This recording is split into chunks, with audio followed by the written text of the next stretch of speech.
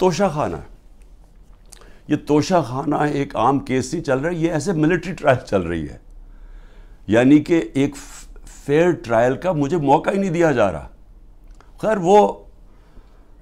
اس کے اوپر پھر سے میں سب جوڈیس سے زیادہ بات نہیں کرتا، لیکن یہ میں کہوں گا کہ میرے سے وہ سوال پوچھے جا رہے ہیں جو آج پاکستان کی تاریخ 70 سالہ تاریخ میں کبھی کسی سے،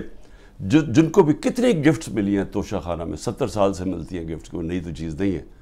کبھی کسی سے وہ سوال نہیں پوچھا کہ جی آپ کو جو توشہ خانہ کی گفٹ ملی تھی وہ آپ نے آگے بیچی کس کو یا آپ نے گفٹ کس کو کی؟ کبھی کسی سے آج تک یہ پوچھا ہے؟ کبھی کسی سے پوچھا ہے کہ توشہ خانہ جب آپ قیمت ادا کر کے وہ لے لیتے ہیں گفٹ، اس کے بعد آپ کی پراپرٹی آپ جو مرضی کریں؟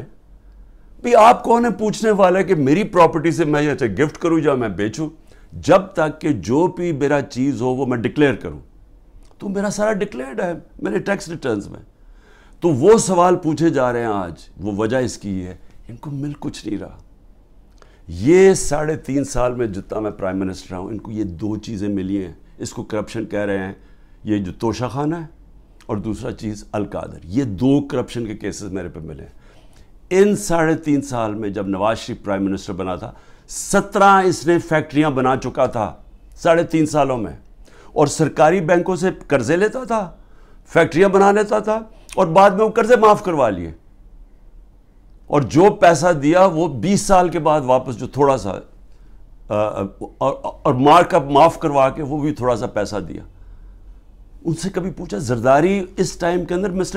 2 سال میں اس کو 10% ساری دنیا کہنا شروع کر دی تھی کہ ہر چیز پہ کمیشن کماتا تھا۔ تو یہ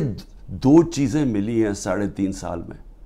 اور انشاءاللہ یہ میں ثابت کروں گا جب کیس آگے بڑھے گا، لیکن موقع دینا چاہیے مجھے پوری طرح جواب دینے کا۔